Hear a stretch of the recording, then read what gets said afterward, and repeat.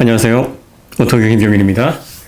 고성능 스포츠카 그리고 슈퍼카 전기차 시대에는 가치가 빠르게 하락할 거다. 시장에 붕괴될 거다. 원래 이거 2부로 기획을 했습니다. 첫 번째는 개론적인 얘기를 말씀드리고 많은 분들이 특히 오토기어 가독자님들은 어떻게 생각하시나 그 의견들을 좀 살펴본 다음에 본질적인 얘기를 좀 하기 위해서 조금 더 현실적인 얘기를 뒤로 미뤘습니다.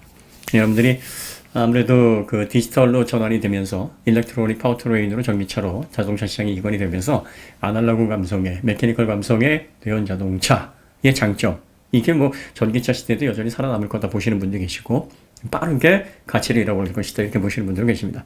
그 가운데서 이제 최고의 먹이사슬에 위치한 슈퍼카 고성능 스포츠카 자동차 내연 기관의 꽃이죠. 이 부분이 가장 타격을 받을 것이다. 왜? 전혀 새로운 기술 기반의 새로운 형태의 출력, 파워트레인이 가져다주는 신선한 경험, 그 혁신적인 경험 때문에 기존의 가치가 무력화될 것이다. 일부에서 그 내용을 다뤘습니다. 어떤 분들은 아니다. 뭐 예전에 그 기계식 시계만 있었을 때 세이코에서 쿼츠 냈을 때 시계 망한다고 했는데 시계는 계속 유지되지 않느냐. 오히려 기계식 시계 더 많이 찾는다. 더 브랜드가 더 활성화되고 매니아층이 더 두터워졌다. 뭐 이렇게 얘기를 하시는 분들도 계십니다. 뭐 그것도 맞는 말씀입니다. 뭐 그렇게 생각하실 수도 있습니다. 그런데 이제 시계와 자동차가 좀 다른 부분, 가장 결정적인 게 뭐냐면 사실 시계가 오토매틱 시계로 지금의 형태로 발전을 계속 거듭할 수 있었던 것은 시계는 보통 이제 남성들을 중심으로 발전을 많이 했습니다. 여성분들도 시계에 많이 관심을 나타내시고 매니아가 꽤 있으십니다만 주로 주 고객층들이 남성들이죠. 남성들이 이 시계를 장신구 개념으로 지금 발전시켜 오고 있습니다. 남성들은 여성과 달리 장신구를 많이 할 수 있는 그런 사회적인 위치에 안 계신 분들이 많습니다. 지금은 뭐 피어싱을 통해서 뭐 개성 표출할 수 있는 얼마든지 가능한 시대가 됐습니다만 특히 동양권 우리나라 같은 경우 이런 환경에서는 지금도 좀 중년 정도 되면은 이 장신구 하는 데 있어서 좀 주변에 눈치가 많이 보이죠. 사회적으로 뭐 그런 어떤 시선들을 많이 느끼게 됩니다. 그렇기 때문에 요걸 가장 주변에 영향 없이 나의 개성과 심지어 나의 부를 과시하는 장신구의 개념으로 시계가 오토매틱 시계가 자리를 잡은 겁니다. 일단 오토매틱 시계는 만듦새가 매우 섬세하고 아름답습니다. 그리고 그 안에 있는 기계 장치가 굉장히 높은 매력을 느끼게 해주는 메뉴를 갖고 있어요. 새로운 세계가 담겨 있는 듯한 정교함이 주는 극강의 섬세함이 주는 이 아름다움. 뭐 이것 때문에 이 장신구로서의 역할을 지금 톡톡히 하고 있습니다. 그리고 뭐 롤렉스, IWC, 뭐 파텍 필립, 브레게, 럭셔리 브랜드 간에도 이제 계급이 있고 또 차등이 있습니다만 뭐 이런 건 논외로 하고 우리가 잘 알려져 있는 럭셔리 오토매틱 시계들 주요 인기 모델들은요 가격이 매년 올라요 빠르게. 예를 들어서 가장 입문 시계라고 할 수 있는 서브마리너, 롤렉스 서브마리너 이게 이름처럼 잠수 시계잖아요. 그런데 스키 수공할 때 뭐 그런 거 많이 찹니까? 예, 그 서브마리너 시계가 매년 가격이 올라서 지금 1,500만 원이 넘습니다. 예전에는 그렇게 뭐 500, 600 그 정도밖에 안 했었는데 예, 그렇게 가격이 많이 오릅니다. 그 다음에 뭐 파텍 필립이나 브레게 같은 한정판으로 그 브랜드에서 나오는 시계들은 부르는 게 값인 경우도 있습니다. 경매 시장에서 비싼 가격으로. 이러다 보니까 재산을 증식시키고 경제적 시계를 보유하고 있다가 또 나중에 판매를 하는 뭐 그런 분들 또 시장이 형성이 되어 있습니다. 이런 방향으로 발전을 하기 때문에 이게 좀 다르고요. 오토매틱 시계는 유지비가 뭐 들어갈 게 뭐 오버홀 정도인데요. 오버홀이 보통 4, 5년마다 한 번씩 정도 해야 되는데 정품 브랜드에 가서 이렇게 오버홀 서비스를 받으면 꽤 가격이 나갑니다만 대행에서 이렇게 솜씨 있게 해주는 사설업체들이 많습니다. 그런 데를 이용하게 되면 생각보다 비용이 많이 안 들어갑니다. 유지 비용이랄 게 뭐 그닥 없어요. 잘 보유만 하고 있고 잃어버리지만 않으면 되는 거죠. 자동차는 근데 문제가 좀 다릅니다. 자동차는 유지 보수라는 측면이 있습니다. 특히 내연 자동차는 기름 넣어야죠. 네, 가솔린, 디젤이든 뭐 넣어야죠. 그 다음에 케미컬유, 오일유, 각종 엔진 오일, 미션 오일, 그 다음에 디퍼런셜 오일유 바꾸셔야 됩니다. 뭐 그 외에도 엔진 관련된 뭐 점화 플러그 관련된 또 뭐 변속기와 관련된 또 엔진의 뭐 주요 어떤 액세서리 관련된 각종 부품들이 너무나 많습니다. 아무리 간단한 자동차도 뭐 2만 개 이상이고요. 최신 럭셔리 자동차 3만 개 정도 보통은 구성이 되어 있으니까. 또 전자장치들이 개별로 붙다 보니까 뭐 이런 것들이 다시 고장을 일으켜서 교환 수리할 때 비용이 많이 들어갑니다. 그러니까 유류비도 들어가고 케미컬도 들어가고 또 많은 부품을 위해서 유지 보수, 그 다음에 이 파워트레인 자체가 전기 모터, 일렉트로닉 파워트레인처럼 단순하지가 않기 때문에 너무나 복잡하고 또 민감하고 예민합니다. 그래서 이걸 수리할 때도 힘들고, 그리고 또 각각의 부품도 많이 들어가고, 공인비도 많이 들어갑니다. 자, 그런데 고성능 스포츠카는요, 또 슈퍼카는요, 이런 내연 자동차의 유지 보수비 정확히 뭐 AMG, M 이런 것들이 한 5배수 정도 보시면 되고요. 5배수에서 많게는 10배수까지도 가는데 평균 잡아서 한 5배수 정도 보면 되고요.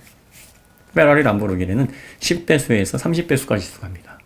엄청난 유지 보수 비용이 필요합니다. 물론 오일 교환 같은 경우에는 이제 사설 업체가 많이 있으니까 뭐 브랜드를 이용하지 않고 사설 업체 이용하게 되면은 생각보다는 좀 저렴할 수 있습니다.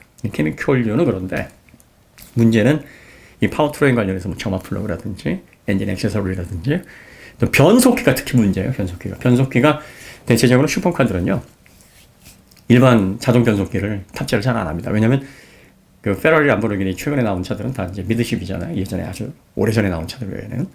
그러니까 프론트 엔진 형태는 이제 요즘 거의 채용을 안 합니다. 슈퍼카에서 거의 미드십입니다. 맥라렌도 그렇고요. 다른 기타 브랜드들도 거의 이제 미드십으로 들어가는데 미드십 뒷차축에 걸터서 그 안쪽으로 해서 엔진이 배치되는 그런 형태이기 때문에 공간이 충분치가 않습니다. 그래서 자동 변속기처럼 크고 무거운 변속기를 달기가 어려워요. 그리고 또 경량화에 역점을 둬야 되기 때문에 가급적이면은 최대한 무게를 줄여내야 됩니다. 그래서 카본 자체 프레임을 쓰는 것도 그렇고요. 모든 부분이 다 경량화에 초점이 맞춰져 있습니다. 그래서 과거의 슈퍼카들 한 10년 전까지만 해도 시퀀셜 방식의 싱글 클러치 변속기가 들어갔습니다. 아직도 슈퍼카 브랜드에서 싱글 클러치 방식 시퀀셜 변속기를 여전히 또 쓰고 있는 브랜드가 있어요. 대표적인 게 람보르기니 아벤타도르입니다. 우라칸 같은 경우에는 듀얼 클러치로 변경이 됐습니다만 아벤타도르 아직도 싱글 클러치 방식의 변속기를 탑재를 하고 있습니다.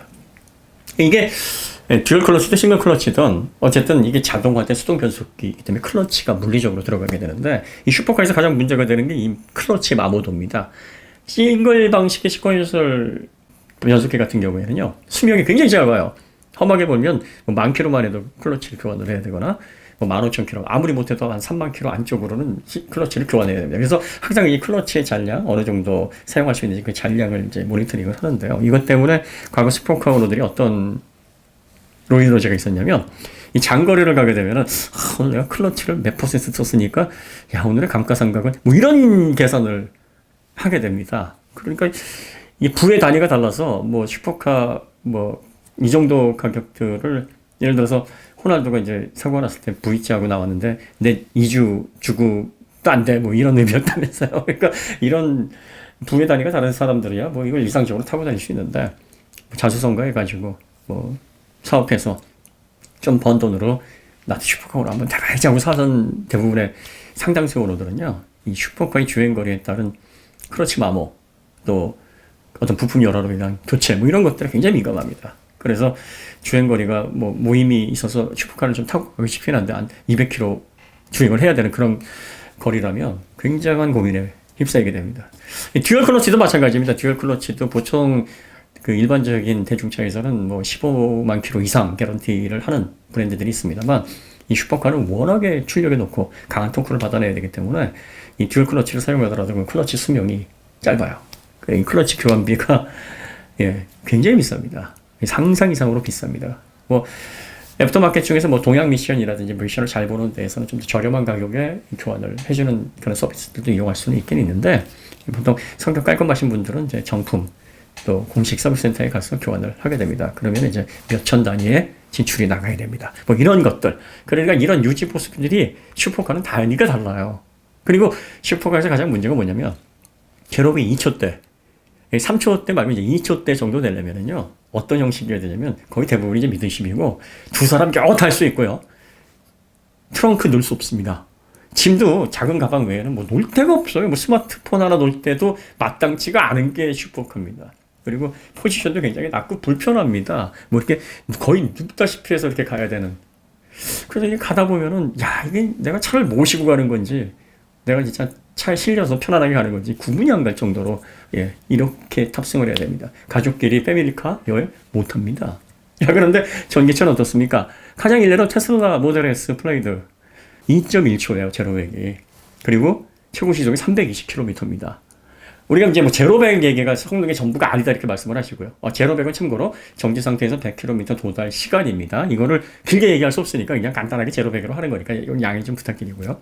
제로백이 양산차에서 그게 중요한 문제가 아닐 수 있어요. 왜냐하면 양산차 같은 경우에는 굉장히 넉넉한 출력을 가져다 쓰는 게 아니기 때문에 전 구간 이 출력을 배분을 합니다. 변속비로. 그래서 초반 가속을 뭐 100km가 2단에서 3단에 이런 설정에 따라서 0.5초, 1초 정도 차이가 날 수 있습니다. 그만큼의 여유가 있는데 슈퍼카는요, 모든 성능은 다 성능에 초점을 맞춰서 발진, 그리고 최고속, 뭐 이런 거에 초점이 맞춰져 있습니다. 그러니까 제로백이 상당히 슈퍼카에선 중요한 그런 수치가 됩니다. 제로백뿐만 아니라 제로 200, 제로 300, 최고 시속. 굉장히 중요한 수치가 돼요. 자, 그런데 테슬라 모델 S 플레이드가 그 제로백 2.1초를 내면서 어떤 차인가를 한번 보세요. 슈퍼카는 제로백 2.1초를 내려면 지금 제로백 2.1초가 나는 그런 슈퍼카 자체도 없습니다. 부가티 치론이 2.5초예요. 그러니까 하이퍼카라 그래서 한 30억 정도를 줘야 되는 차가 제로백 한 2초 초반 정도가 납니다. 초반에서 중반 정도가 나고, 그리고 제로백 2초가 나거나 뭐 2.1초가 나는 대형 자동차들은 마개조가 된 차들입니다. 그래서 이건 내구성이 담보가 되질 않아요. 드래그 레이싱이라든지 사설 레이싱을 위해서 마개조가 된 차들이고, 메이커에서 내구성을 보장하는 상태의 하이퍼카들, 슈퍼카들은요, 보통 제로백 2초 초반이 극강의 성능이라고 보시면 됩니다. 이런 차들은 한 30억을 줘야 되는데, 제로백 2.8초, 2.9초, 그러니까 아벤타도르나 뭐 슈퍼패스트 그 영역으로 가려면 적어도 6억에서 7억 정도의 비용을 줘야 됩니다. 많이 내려가요. 그런데 테슬라 모델 S 플레이드 전기차 이 모델은요, 1억 8,900만 원, 1억 9천만 원이 안 되는 돈으로 제로백 2.1초에 320km 시속, 이 속도가 난다는 겁니다. 그러니까 슈퍼카 영역에서 극강의 성능이 상품성을 좌우하는 부분에서는 엄청난 가격 격차, 엄청난 가성비를 자랑하는 겁니다. 자, 그 다음에 제로백이 3초 이하, 2초대로만 들어올려 해도 극강의 경량화가 이루어져야 됩니다. 아주 값비싼 카본과 같은 프레임을 써야 되고요. 모든, 심지어 유리 두께도 얇게 해야 됩니다. 이 맥라렌 같은 경우에는 유리 두께가 워낙 얇아서 저희가 처음에 어떤 경험을 했냐면, 맥라렌을 가지고 이제 운행을 하다가 살짝 하단에 꿍 하고, 아주 세게 부딪힌 사고도 아니에요. 그냥 보통 자동차 타고 지나가다가 뭐 이렇게 부딪힐 때 쿵 소리 나잖아요. 쿵 소리가 났어요. 그런데 나중에 알고 보니까 앞유리에 금이가 있었습니다. 맥라렌은 도어가 그래스 파이버 링포스트 폴리버거든요. GFRP예요. GFRP 같은 소재의 성 강화된 폴리머들은 충격 흡수를 잘 못합니다. 전달밖에 못해요. 카본 파이버 링포스트 폴리머도 그렇습니다. 그런데 이게 충격을 타고 유리에 전해졌는데, 그 정도 충격에도 유리에 금이 갈 정도로 유리가 얇아요. 얇게 유리를 만들어서 경량화를 시키는 이런 공법까지 써서 그 성능을 내는 겁니다. 그런데 전기차는 어떻습니까? 뭐 카본 같은 거 안 씁니다. 그냥 뭐 알루미늄은 좀 쓰지만 그 외에는 뭐 강습니다. 그리고 배터리가 밑에 워낙 무겁게 들어가 있어서 2.2톤이 넘어요. 그 크기로서 2.1초 제로백 내고 시속 320km를 냅니다. 1100마력. 그럼 가격은 1억 8,900. 거기서 더 중요한 건 뭐냐면요, 2초대 슈퍼카들은요, 스마트폰 놓을 공간도 없고 트렁크? 2인승이 거의 대부분입니다.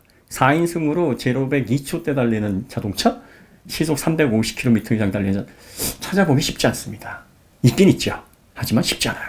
근데 테슬라 모델 S 플레이드 전기차 고성능차 같은 경우에는 1억 8,900만 원만 주면 5명이서 편하게 타면서 앞뒤로 트렁크 몇 개는 들어가면서 여행을 다니면서 차박까지 할 수 있는 그런 차가 나오는 겁니다. 이게 전기차가 무섭다는 거예요. 형식을 아예 바꾸는 거예요. 그러니까 성능에 대한 충격만 주는 게 아니라, 이런 차들은 극강의 경량화를 통해서 또 공간, 워낙에 엔진이 차지하는 범위가 크고 무게를 가볍게 해야 되고, 그래서 탑승 공간도 최소한으로 줄이고 뭐 이런 식으로 해서 이런 성능을 구현했어야 되는데, 전기차는 그냥 그냥 자동차 세단이야. 그동 세단도 커. 5명 다 타. 뭐 앞뒤로 짐 실어. 이러면서 제로백 2.1초, 320km 그냥 달려. 얼마? 1억 8,900만 내면 돼. 제로백 2.8초에 350km가 나는 2인승의 아주 공간도 협소한 이 아벤타도로가 6억 5천, 7억 정도 되는데, 거기 3분의 1 가격도 안 됩니다. 자, 그리고요. 이 전기차의 가장 큰 장점. 이 케미컬류, 뭐 들어갈 게 없어요. 감속기 오일은 물론 들어가겠죠. 그렇지만, 뭐 엔진 오일, 변속기 오일, 점화 플러그가 들어갑니까? 뭐 피스톤이 들어갑니까? 엔진 플러그가 들어갑니까? 뭐 없어요. 변속기에 뭐 클러치 마모될 걸 걱정을 합니까? 예, 이런 것들이 다 생략이 되기 때문에 부품 수 결정적으로 단순해지고 그리고 또 구동 자체가 명확해지면서 선명해지기 때문에 이걸 유지하면서 예, 보수비가 들어가지는 않습니다. 그 다음에 슈퍼카는 뭐 공급유 찾아서 헤매야 되는데 물론 뭐 전기차도 충전소 찾아서 헤매야 되니까 이거는 그게 그거네요. 네, 이렇습니다. 이렇게 비교를 해보면 답이 딱 나오지 않습니까? 돈이 남아 돌아서 뭐 그래 슈퍼카는 그 맛이 타는 거지 불편한 맛이 타는 거야. 이래서 슈퍼카를 이용하는 사용자가 아니라면 굳이 매력은 주지 않을 넘어갈 수밖에 없어요. 넘어갈 수밖에. 자, 그 다음에 또 이런 것도 있어요. 자, 극강의 슈퍼카가 위력을 발휘하는 부분 서킷에 가서 즐기는 건데 이 서킷 가서 슈퍼카 타는 게 참 이게 어렵습니다. 저도 슈퍼카를 운행을 하면서 정말 마음은 긁뚝 같았는데 그게 쉽지가 않습니다. 이게 뭐가 문제냐면 가서 이제 뭐 클러치라든지 뭐 동력 계통 뭐 케미컬류 뭐 이런 소모품 유지 보수 이런 것들도 문제지만 사고가 났을 때 5, 6억, 6, 7억씩 하는 차를 이걸 수리를 하는 비용이 엄청 나거든요.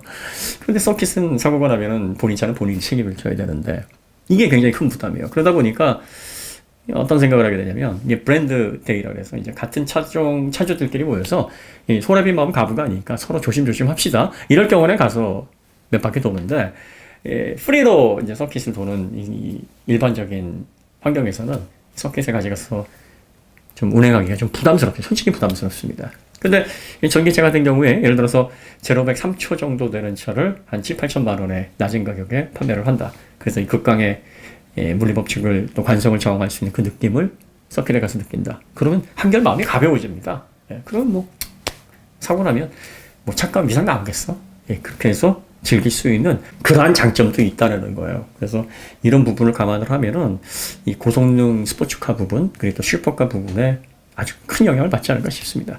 아마 슈퍼카 고성능 스포츠카 이 부분은요 무엇보다도 필름 카메라, 디지털 카메라 많이 닮아 있을 겁니다. 필름 카메라 같은 경우에는 왜 사장이 됐냐면 디지털 카메라로 빨리 넘어가면서 필름 카메라가 왜 나름대로의 시장을 어느 정도 규모 있게 형성을 못하냐면 이 필름이 계속 구입을 해야 되잖아요.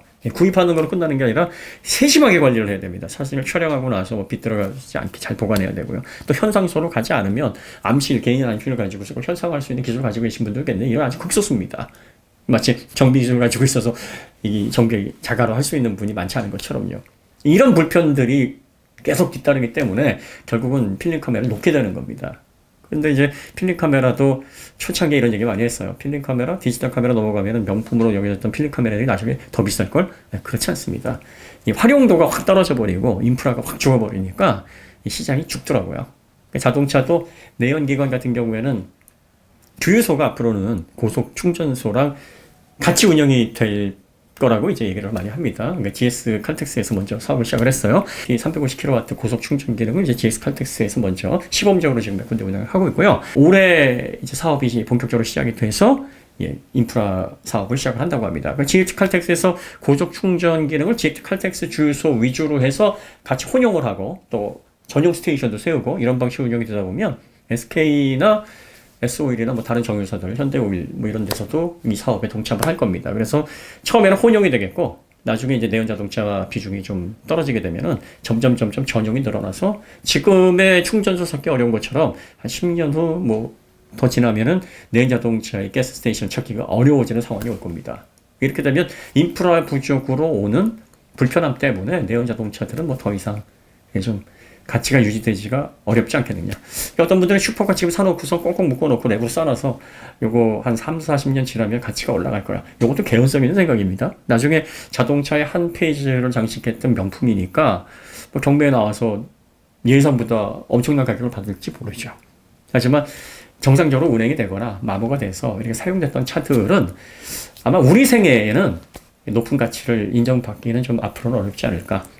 그러니까 자동차 같은 경우에는 시계와 같은 소비재와는 달리 사람을 싣고 나가야 되고 그리고 또 유지 보수비 또 인프라에 대한 어떤 사용 편의성 접근성 뭐 이런 것들이 굉장히 중요한 항목입니다. 그래서 단순한 소비 제약으로 좀 다른 개념으로 접근을 하셔야 되지 않나 싶습니다. 그리고 또 슈퍼카 브랜드가 다 앞으로 붕괴된다 이게 아닙니다. 포르쉐도 그렇고 람보르기니도 그렇고 또 페라리도 그렇고요. 그 외에 슈퍼카 브랜드가 이제 전동화를 빠르게 지금 시도하고 있습니다. 그러니까 이 전동화, 내연 자동차에서 전동화의 이관 사업에 성공한 브랜드는 지금의 가치를 더 높게 유지할 수도 있을 겁니다. 그리고 또 역시 전기차 시대에도 슈퍼카 시장은 형성이 될 겁니다. 왜냐하면 내연 자동차가 등장했을 때 이전에 전기기관이었거든요. 그런데 내연 자동차가 대중화되면서 내연 자동차 이제 흔해졌으니까 나는 특별한 전기기관 가질 거야 라는 사람 없었어요. 그러니까 이것도 마찬가지입니다. 앞으로 전기차 시장이 되면 다 전기차니까 나는 특별한 내연 자동차를 갖고 이게 구별화된 나의 부를 과시할 거야. 이런 사람 없을 겁니다. 이런 경우에는 더 특별한 전기차, 완전히 슈퍼카로 딱 누구나 인정할 수 있는 그런 전기차로 본인의 개성 또 본인의 부를 과시하겠죠. 그런 시장으로 형성이 될 겁니다. 그리고 지금도 이제 필름 카메라 사용하시는 분들이 있어요. 그리고 또 여전히 필름 카메라 사진전도 열리고 있고 내연 자동차의 슈퍼카 영역도 일부는 유지될 겁니다. 또 뭐 내연 자동차를 기반으로 한 레이싱도 아마 개최가 되지 않을까 싶어요. 상당 기간. 그러니까 시장 흐름이 바뀌는 거고 시장이 무너진다 그래서 아예 그게 없어진다 이렇게 보시는 건 아니라는 겁니다. 자, 이제 내연 자동차의 감성을 많이 생각을 하시는데요. 이거는 이제 오디오 시장 생각하시면 됩니다. 처음에 LP판에서 CD로 넘어갈 때 사람들이 이씨 음악이 이걸 어떻게 CD로 들어? 야, 저건 진짜 음악이 아니야. 바늘이 이 접촉을 통해서 읽어내는 게 진짜 음악이고 지직 소리도 좀 나야 음악이지. 야, 저거 디지털이라며 0111000 이거를 DAC로 변환해가지고 음악처럼 착각하게 들려주는 거라며 이랬었어요. 필립스에서 처음에 CD 플레이어 딱 내놨을 때. 그래서 야, 오디오는 진공관, LP판이 오디오야. 그 어떻게 됐습니까 나중에는. CD 플레이어가 너무 편하고 좋거든요. 음질도 좋아요. 디지털로 또 음악을 재생하니까 불필요하게 뭐 지직거리는 소리 안 들어도 되고 거기에 또 익숙해지니까 뭐 이게 음악이야 됐습니다. 그러다가 MP3가 딱 나왔어요. MP3라는 거는 가청 영역만 남겨놓고 필요 없는 그 비가청 영역의 파일들을 이제 좀 그 데이터들을 없애고 압축을 해서 용량을 줄인 거죠. 그러다 보니까 또 이런 얘기를 합니다. 야, CD가 진짜야. CD가 원음까지 살아있는 거야. MP3는 그냥 음악처럼 착각을 하는 걸 또 이런 얘기를 해요. 어떻게 됐습니까? 지금 뭐, 근데 사실 본질도 없고 똑같아요. CD도 디지털 신호 01100 뭐 이런 것들을 피트와랜드 레이저로 쏴서 번을 한다는 해서 구워서 홈을 만들어가지고 그걸 렌즈가 읽는 거거든요. MP3도 역시 그 디지털 신호를 DAC로 변환하는 건데 그 형식이 달라졌다고 사람들이 이 감성이 없다 이렇게 얘기를 했었어요. 근데 지금 MP3 뭐 잘 듣고 있습니다. 스마트폰에도 잘 듣고 있고 또 블루투스 연결해가지고 차에서도 거의 MP3 다 듣고 있습니다. 사람의 감성이라는 거는요 익숙함에서 오는 겁니다. 그러니까 내연 자동차의 그 감성이 전기차로 넘어가서 전기차가 익숙해지면 이제 또 내연 자동차가 또 불편하고 거창스러워서 좀 이상해질 겁니다.